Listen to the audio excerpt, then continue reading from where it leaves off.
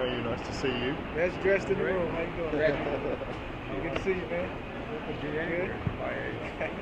Looking good. Looking good. Congratulations on your guys winning last night. Thank you.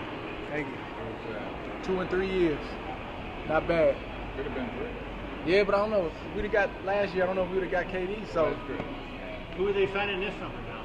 I don't know. I don't think they need signing much. KD They're gonna and tweak a Curry. little bit, but they don't need much. They're going to sign KD and Curry. I know Cleveland's worried about who they're gonna be signing. Yeah. But King James was phenomenal. Man. It just wasn't enough. It just wasn't enough. How was training camp? Training camp was good. Training camp was real good. Were we kind of hoping that the series would extend a little longer so we get back to the game? Nah, I was actually hoping it extended a little bit longer selfishly so I could have some entertainment throughout the week. You know, a little bit more entertainment. Rock sheet, baby. I thought a game back in Cleveland would be interesting, but that's just selfish. I knew I had a good feeling they were going to close it out, even though it was a little rough early on. You talk to anybody from the team?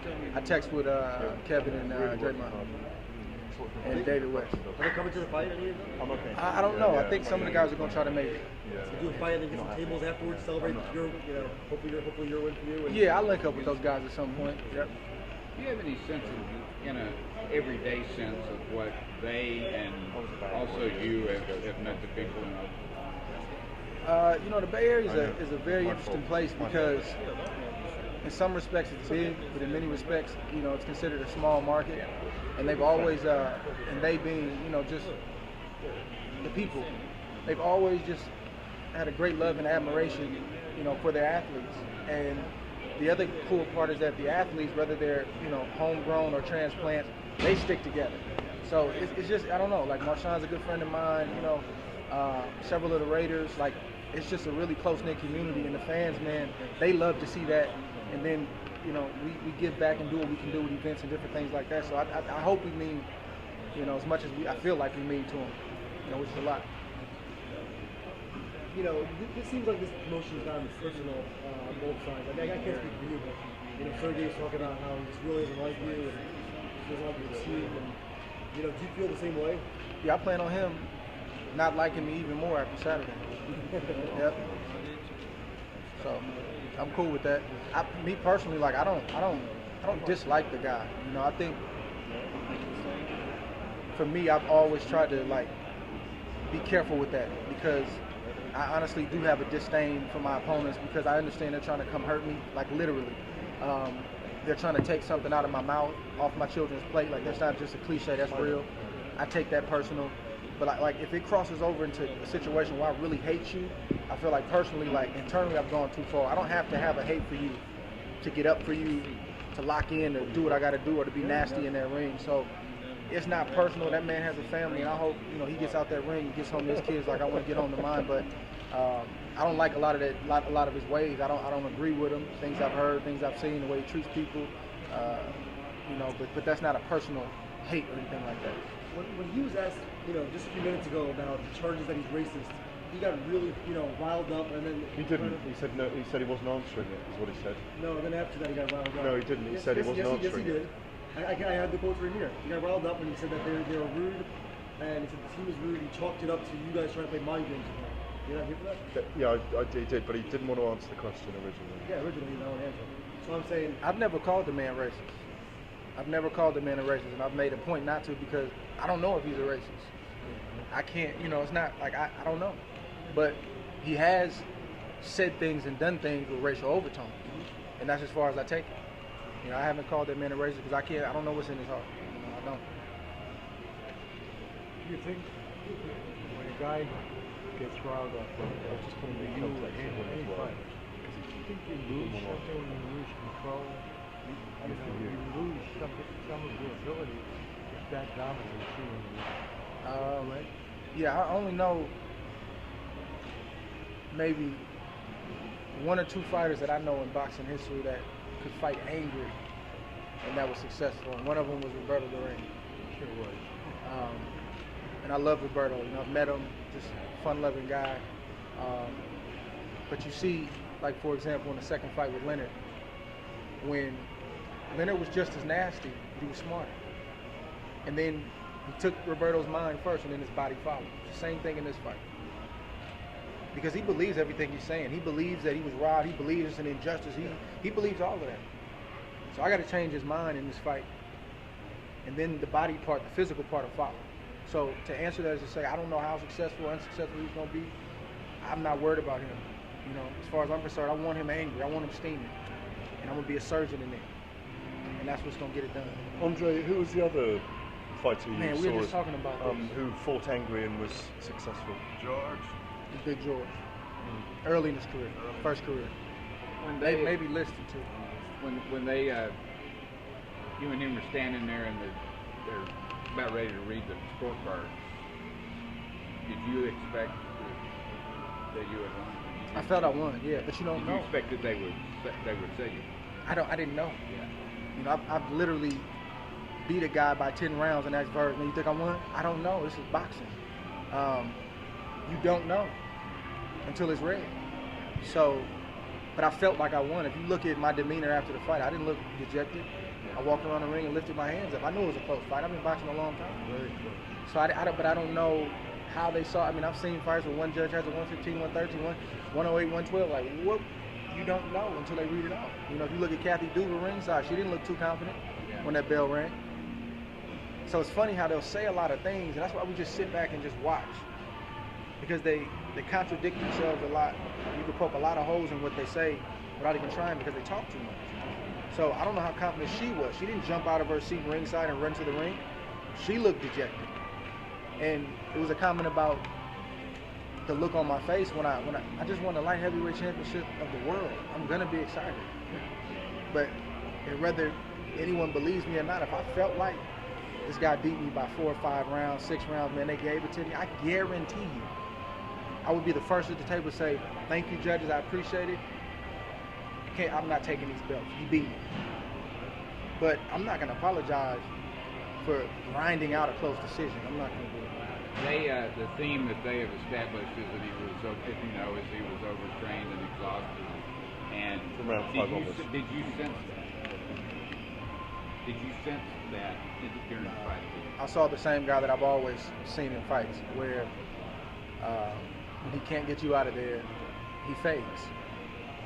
You know, that's what I've seen. You know, and I haven't seen a boatload of his fights. I've seen the Chilimba fight, and I've seen, I think, part of Pascal 1, and I was ringside for Pascal 2, and maybe a small clip or two of Bernard, but you kind of see a theme in those fights, you know. But I think the difference was guys are so used to, he's so used to guys trying to get away from him and avoid the power that he's able to rest and kind of hide the fatigue.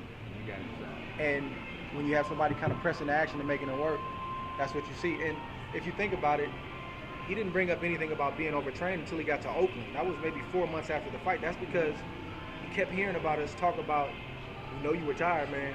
He had to come up with an answer. That's the first time he spoke about any of that was in Oakland for I think that was the second press conference. I think it was the second press conference. So all of that stuff matters, but at the end of the day, it really doesn't matter. You know, we're a few days away from this fight. All the excuses, all the whatever, that's fine. Be at your best this time. I'm gonna be at my best. The truth be told, I wasn't at my best. We had a rocky camp, and those are some in terms of the details, physically, that things I dealt with that, you know, I'd like to get into later. But it's part of it. You gotta come in and you gotta figure it out. But we didn't have a stellar camp the first time around. I think this camp was a lot better. And then you had to figure out stuff during the fight itself. Yeah, I mean, but that comes with it, you know. Obviously, the start I wasn't plan A, plan B, or plan C. But you know, he's a really good fighter, and I've never taken that away from him. You know, I've given him the respect to say that, you know, once a champion, always a champion. He's got not only was he a champion, but he had plenty of defenses. He's a quality fighter, and sometimes it's not gonna be easy. So, but I've never tried to be a guy who had to only win one way or else, you know. And unfortunately, man, obviously Verge did a tremendous job, and you know, we did what we had to do. But the start in this fight is key. I don't want to have to start with that. When you're adjusting in a fight, Andre, are you adjusting defensively or offensively? Like, are you adjusting if you feel like you're getting hit early in the fight? Do you make an adjustment to that to stop him from hitting you, or do you try to adjust your offense so you can hit him more? Yeah, it's kind of seamless, you know. It's almost like you guys writing an article and then you go in a direction and then instinctively that's not delete. It's just not like it just happens, you know. And It's organic. yeah, it just happens, you know. And then it may be one or two key things that he brings. Hey man, you keep doing this, and I'm like, whoa, I didn't know I was doing that. So it's a team, it's a collaborative effort, but yeah, it's instinctive. If I feel like I'm getting touched with something, I gotta immediately make the adjustment because, you know, when you're fighting the best, it's one thing to get touched with one punch. You know, a 2 and 3, that's when you can have some trouble. And even the greats, the great defensive fighter, Floyd, Purnell, you may touch them with one, but you're not gonna hit them with a 2-piece or a 3-piece. And I think the key is recognizing immediately what happened and then making the adjustment. Are you hopeful that you just mentioned Floyd and Purnell? I know you've said many times that getting hit's not cool and it's better to be, being defensive as part of the sport. Are you hoping that maybe your success will convince younger fighters to start fighting that way? No, I mean, I think, to be honest with you, I don't know if people really can define my style. I think a lot of people go to the closest thing. He's a slick fighter, but trust me, it's a lot more going on in there than just being slick. Because fighting some of the guys that I fought, if I was a pity pat run, duck, those guys would walk through me. You can't do that with a Fry. You can't do that with an Abraham. You know, you can't do that with a Kovalev. You can't do that with certain guys. So when I say that, it just means that I've already reserved in my mind I'm gonna get hit. That's number one. It's gonna happen. But I'm not gonna. My goal is to not give you nothing for free. Right. You know, and there's plenty of exchanges going on.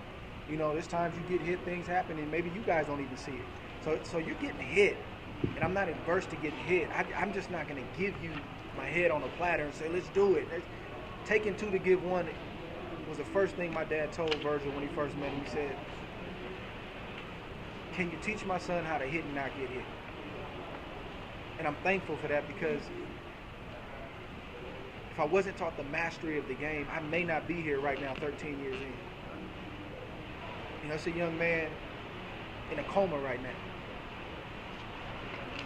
That's the reality of our sport.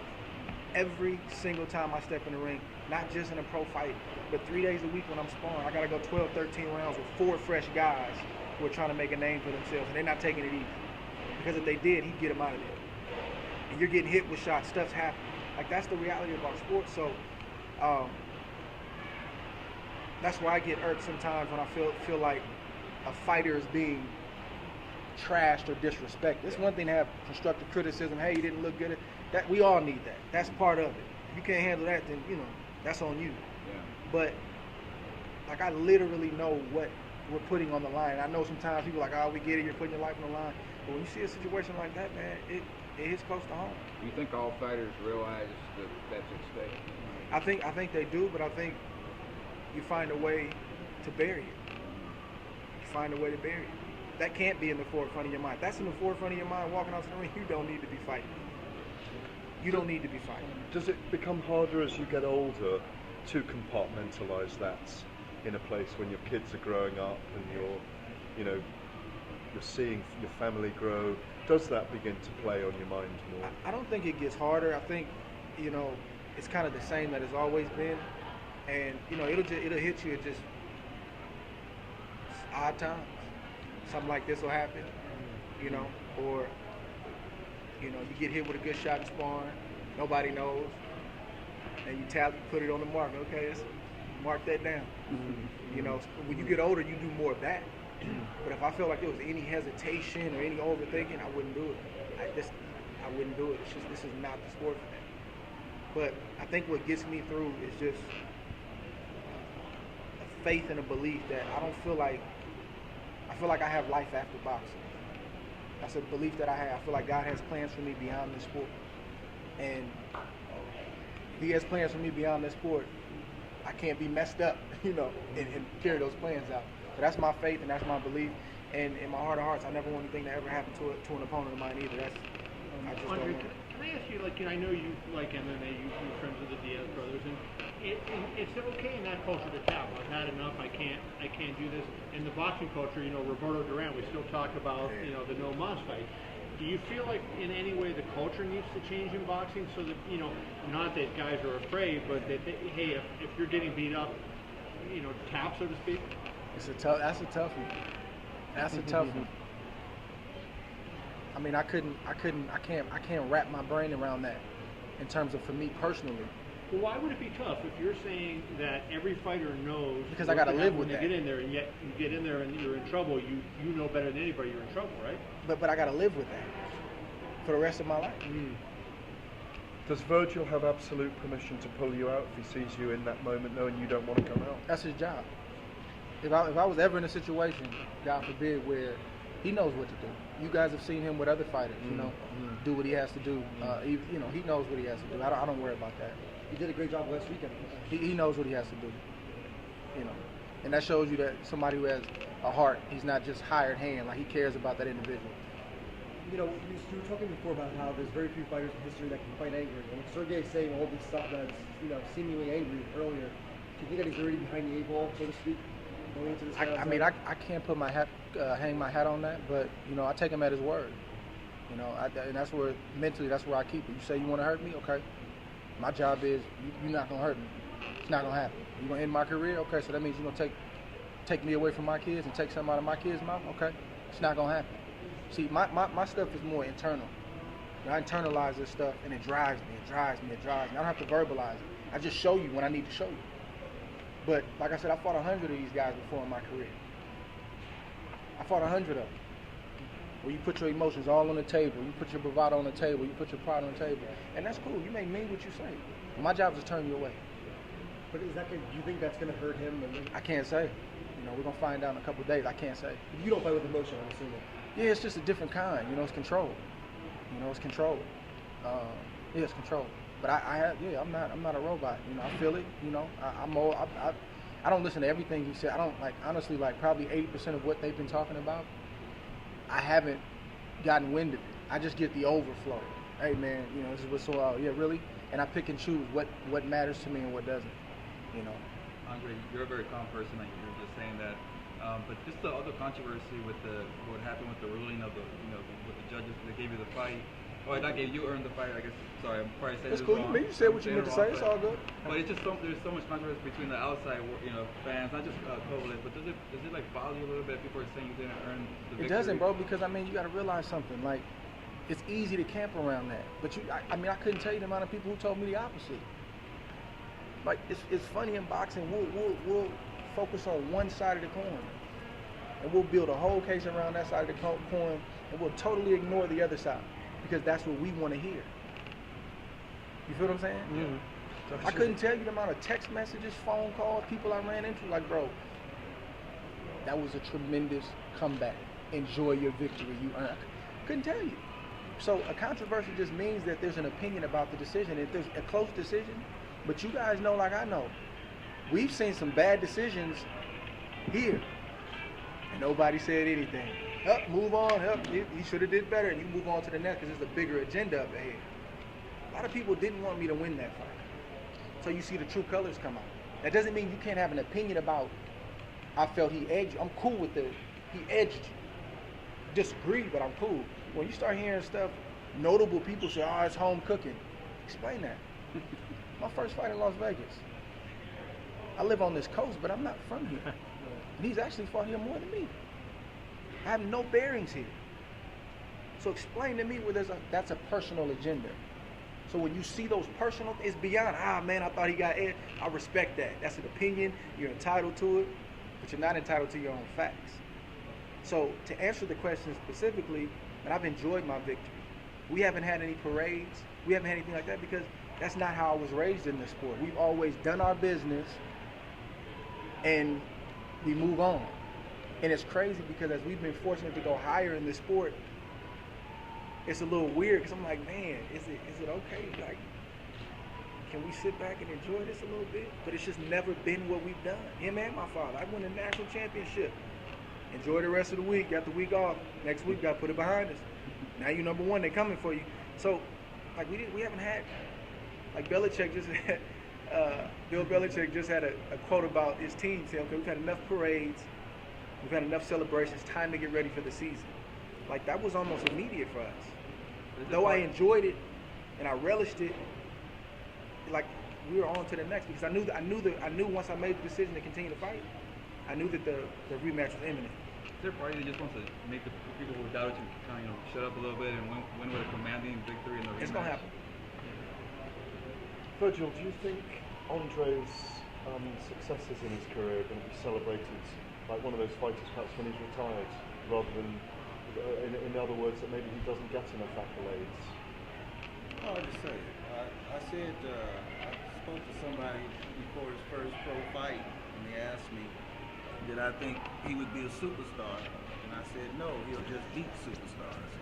So, you know, I tend to stick to a favorite passage of mine, King James, where it says, woe be unto you if all men speak well of you. So when we live this, we know we're on track because we've been warned and educated about it. So it's no big thing. I'm proud of his career and all the things that he's accomplished. So, like you said, it's life after boxing. Was there a time during your first fight when you began to see the fight turn? He dominated in the beginning, no question about that. Was there a time when you began to say, it's not going to be that way? I don't know if I agree with him dominating the first 6 rounds. I mean, he had some good moments for sure, especially the first couple. But yeah, after the knockdown, I think slowly started. I don't know an exact round, but you just notice certain punches getting through. You notice the speed of the fight. You watch him in the corner. Just all of those things combined, you just get the sense that. But I was in a hole, so I didn't really have time to even relish that. Like I had to keep working. I had to keep chopping the wood. And he stayed. Hey, we need every round. That's what he told me. We need every round. So that was my mindset. So I never really had a moment where I was like, it's going my way. I just had this mindset. I gotta keep pushing. And then looked up and the fight was over. What do you expect people to say about you after your performance on Saturday? My goal simply is to make a statement. I'm not here to prove anybody wrong. I'm here to make a statement. It's a difference, and to remove any question marks that may be on the table. Andre, when did you realize that certain people, or journalists or writers, or just people in general, had an agenda against you? You come home with a gold medal, you're a hero for this country. Now all of a sudden people want to see you lose. I wouldn't say that journalists as a whole have an agenda. There's certainly I'm no idiot. I'm a student of this game, have been for a very long time. Not just the boxing. I was never just a fighter that said, okay, how much do they get paid? No, that's part of it. I wanted to understand the ins and outs. I studied Coach Sale and how he treated athletes and how, Verge educated me about the difference between how the media revered fighters back then versus now. Those guys spent times in the gym. They were in these training camps for weeks on end to see the sparring sessions, to see, man, this guy bleeding, this and man. You can't help but to have a different respect for any person that you spend quality time with. But I don't. There's certainly individuals that I can say, man, this guy has nothing positive to ever say, but it's part of it. It's all right. And probably right around the lawsuit time is when I got the revelation that it's something different going on here. And that's when I had to grow up. That's when I had to stop defending myself. That's when I had to shift my mindset and truly put my trust in God and say, look, my job is to not mistreat anybody. I'm not perfect, but my job is to try to represent this sport, man, and be, treat people as best I can and live my life. And if some people are gonna get it, some people aren't. And my pastor, Napoleon Kaufman, he always tells me, listen, son, live your life in the middle, man. Live your life in the middle. Don't get too high with the praises. Don't get too low with the criticism. People are going to be people. Fight to stay in the middle. And that's what I try to do. Sometimes I get too high, sometimes I get too low. But the peace is in the middle. And that way you can live your life and enjoy it. You hear what they said? Man, I really didn't. Honestly, I didn't. How do you feel? I don't really have an opinion on it. I'm going to take my kids on vacation, man. I don't know. Because all I can do, because I know I give this sport everything I have. Sorry. And I also understand my position in this sport. My lane is being the understated one. And it's okay. And a lot of the rewards I get from my career and maybe some of the things that you know, the way I carry myself, those come offline when nobody's around. Phone calls, text messages, conversations, meaningful conversations, mentorship. Nobody knows about this stuff. Those are the confirmations that I need to stay on the right track. Andre, who's the best? You know, if you look beyond yourself, who's the best pound for pound guy in the sport right now? There's a lot of great fighters out there today. Is there a favorite guy of yours? Not necessarily number one, but a guy you enjoy watching the most? Yeah, I mean, I'm a huge Terrence Crawford fan. I think he's maybe underrated, understated. I like Lomachenko. There's a lot of guys. I hate naming guys because I always forget. But Do you like Gervonta? yeah, I like Gervonta. He's a good fighter. You're pretty high on Riggins down, unless I'm getting confused. Yeah, Rig is who he is. He's a beast. He's a master. Teacher. Spence? Andre, Of course. I may have misunderstood you, so I just want to clarify this. Earlier, when you were talking about your first fight in Las Vegas, I thought I heard you say people didn't want me to win the fight. There was something, yeah, of course. So who was it? I'm not gonna specify who. I had a round table just like this for the first fight, and like I've been around this sport long enough where when I'm saying things, I can tell if somebody's believing it, if they want to hear it, if they don't want to hear it, or I mean, I couldn't tell you the amount of faces that I saw look at me when I would say things like, "Man, I'm here, I'm ready." Yeah, okay, buddy. Like you bit off too much this time. So that's the vibe that I got. I hear things. I don't have to be in the mess to know what's being said. It's my job to know what's being said. Does that help you a little bit in a way when you hear it and you see it, people's movements and that, all right, it's my fight, I'm fighting, they ain't, it makes me want to fight. It's part of the equation, but it's not. Yeah. It's not as much of the equation as it used to be. You know, when I was younger, yeah, of course. When I was younger, it's all about proving people wrong. Yeah.